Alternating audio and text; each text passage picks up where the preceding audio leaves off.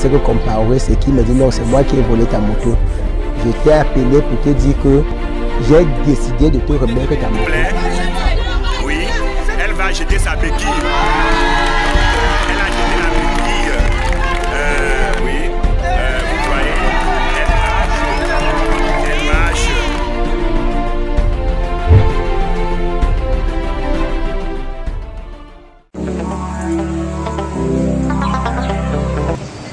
La pluie qui s'est abattue ce jour, du samedi 5 juin 2021, ne nous a pas empêchés de nous retrouver ici au quartier Bédi à Douala, à la rencontre de la sœur Samé, née Théma Berthe de son nom de jeune fille.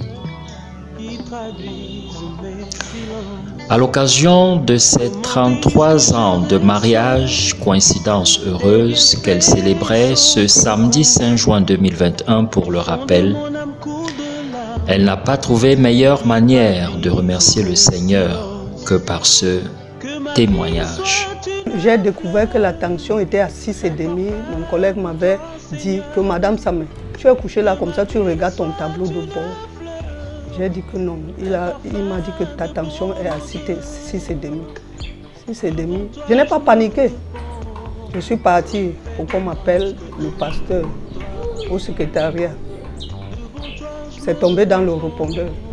Comme je ne l'avais pas eu le matin, je suis donc partie, rentrée sur mon lit.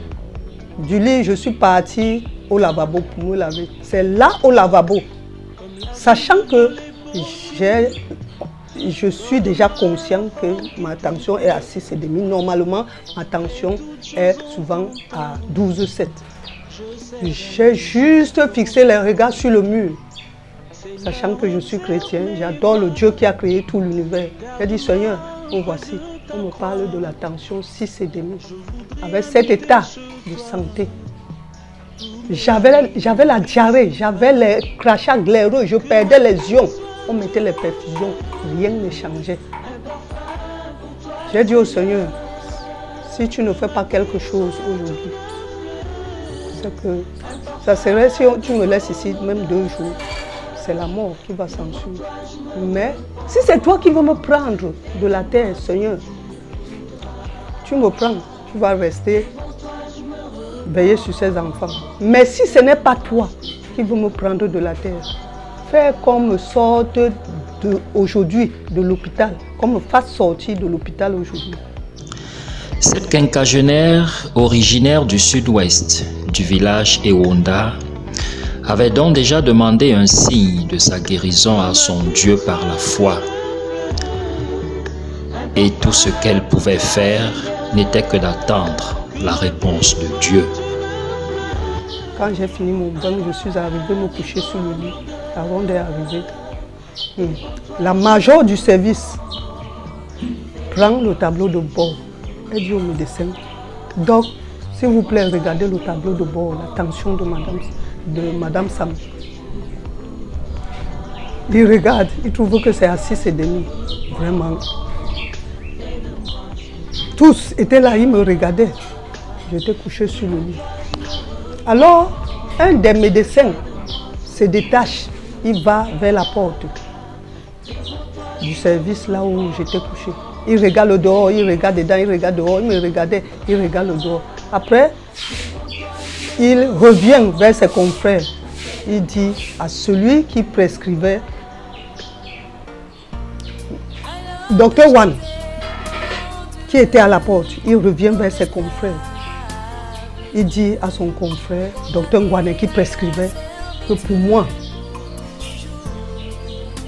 je préfère que vous laissiez Madame Samé sortir, qu'elle aille arranger ce problème au quartier. Et là, quand Dr Ngwane qui prescrivait a entendu cela, Dr Douala avait serré ses mains sur sa poitrine parce que la situation était très grave. Avoir une personne avec un malade avec 6,5 de tension.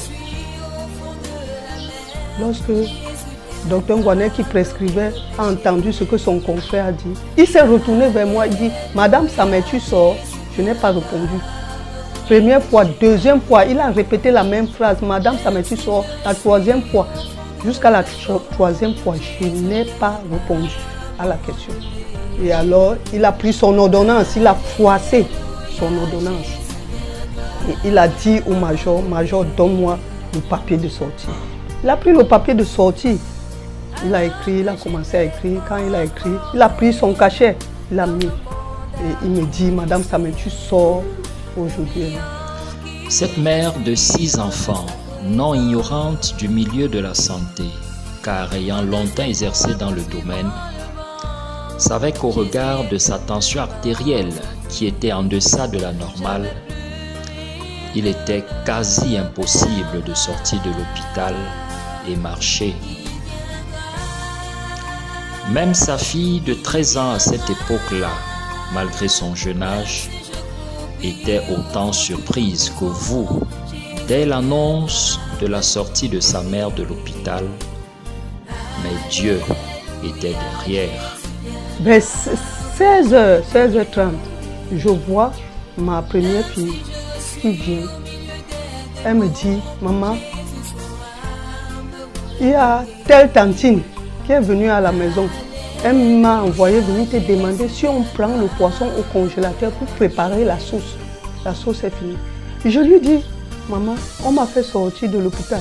L'enfant qui avait 13 ans, ma fille avait 13 ans cette année-là, elle surgit en présentant ses mains vers moi. Elle me dit, maman, on t'a fait sortir comme ça en s'exclamant. J'ai vu que l'enfant si même, elle voit que la situation si n'est pas bonne. C'est la mort. J'ai dit que oui, maman, ce n'est pas la foi que je sors. C'est moi qui ai demandé à Dieu de me faire sortir aujourd'hui de l'hôpital. Parce qu'il y avait cette tension-là. Si je reste ici, moi je vais aller suivre la prière. Nous avons arrangé nos bagages, mon sac. Et j'ai dit à l'enfant, j'ai essayé d'appeler mon pasteur, le révérend pasteur Baouya Samuel, qui est notre berger. Le matin, je ne l'avais pas eu. Ce soir-là, avant de quitter à l'hôpital, je suis encore partie au secrétariat. Pardon, passez-moi mon pasteur. J'ai donné le numéro. On a appelé le pasteur. Le matin, c'était tombé au répondeur. Ce soir-là, j'ai eu le pasteur. Je lui ai dit, fièrement, papa, je vous appelle pour vous mettre au courant que j'étais hospitalisée là, je sors aujourd'hui. Mais je sors par la foi. Parce que ma tension est à 6,5. Quand je lui ai dit, ma tension est à 6,5, les paroles que mon pasteur m'avait dites m'ont encouragé. Il me dit, ne crains pas, ne crains point. On va prier pour toi, ou à Douala, ou à Yaoundé. Prends courage. Et ces paroles-là sont entrées en moi vraiment. Ça m'a donné du courage. J'ai dit oui, pasteur.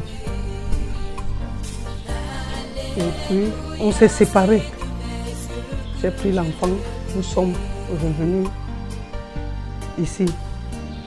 Revenant alors ici, c'est le taxi que j'ai pris de l'hôpital général de Douala pour le Chomois ici. Je suis en Bédi parce que la marche même était difficile. Je marchais comme un enfant qui apprend à marcher doucement, doucement, doucement. La fatigue. Mais comme j'avais à cœur que c'est entre les mains de Dieu que j'ai remis tout mon être entier. Et c'est lui qui voit ce que moi je ne vois pas. Donc, que j'ai suivi la prière. Nous sommes arrivés ici à la maison. Lorsque le taxi nous a laissés là en route, nous sommes arrivés. C'est l'enfant qui est d'abord entré. La tantine qui était ici, une de mes cousines, lui demande que... Elle a dit que quoi? Nous voilà aussi qui entrait dans la maison. Quand j'entre, elle me demande, tu es déjà revenu de l'hôpital, tu es déjà sorti de l'hôpital. Je dis oui. Et je tourne le dos en lui disant que moi je vais suivre la prière. C'était un vendredi. Je tourne le dos. Elle m'a suivi jusqu'à la véranda. Me disant, comment regarde ton état, comment tu es? Tu ne peux même pas aller te coucher sur ton lit, te te reposer ou te coucher même sur ton canapé ici, te reposer. Comment? Comment même toi avec ton église là? Même pas I, même pas A, je n'ai pas répondu à cette cousine là. Je suis moi partie à l'église. Je suis partie à l'église. Arrivé à l'église, j'ai donné le communiqué que Dieu m'a fait sortir. Et vers la fin, quand l'église est finie, puisque j'avais dit à Dieu qu'il me fasse sortir, c'est lui seul que je suis, c'est lui seul que j'adore. Je suis arrivée dans sa maison après l'église. J'ai suivi un des diacres qui est encore vivant jusqu'alors, Papa Moto. Je lui dis, diacre, pardon, prie pour moi. Comme je suis là, je suis sortie avec une tension de 6,5. Il me demande comment on t'a laissé sortir avec une tension de 6,5. J'ai dit que c'est pas la foi. Comme j'avais dit à mon pasteur, que papa, c'est pas la foi que je sors de l'hôpital. J'ai demandé à Dieu de me faire sortir. Il a aussi pris l'huile d'onction. Il a prié pour moi. Il a prié pour moi. En partant chercher la voiture, un des frères qui est aussi au quartier ici, en Bédi, ils m'ont pris dans leur voiture, lui et sa femme, Papa Tina et Maman Tina. Arrivé à la cité des palmiers, je leur ai dit pardon. Attendez que j'achète une bouteille d'eau Tanguy. Et c'est l'eau Tanguy composée avec le sucre et le sel, le citron. Comme on réhydrate un enfant qui a la diarrhée. Et j'ai préféré continuer à prendre et à suivre, aller chaque fois dans la maison de Dieu, suivre Dieu pour le servir. Et ainsi, le Seigneur, petit à petit, m'a donné la force. Petit à petit, il m'a guéri. J'ai senti après quelque temps ma force qui revenait petit à petit. Sa guérison n'a peut-être pas été instantanée, mais progressivement, Dieu en a décidé ainsi que la gloire lui revienne. La sœur Sam Ebert, de ses 58 kg pour 1,64 m, n'entend pas s'arrêter en si bon chemin dans ses relations avec son Dieu. Son assiduité dans la maison de Dieu et sa fidélité vis-à-vis de son berger depuis l'âge de 23 ans dureront à toujours. Sa joie de vivre et son assurance pour le Dieu vivant qu'elle sert s'illustrent à travers sa manière particulière d'adorer le Seigneur.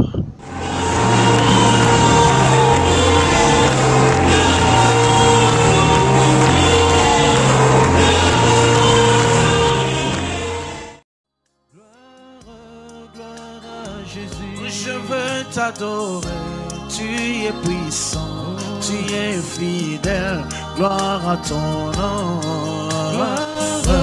Gloire à l'agneau, gloire à l'agneau. Je t'ai condamné, tu m'as sauvé. Gloire à Jésus.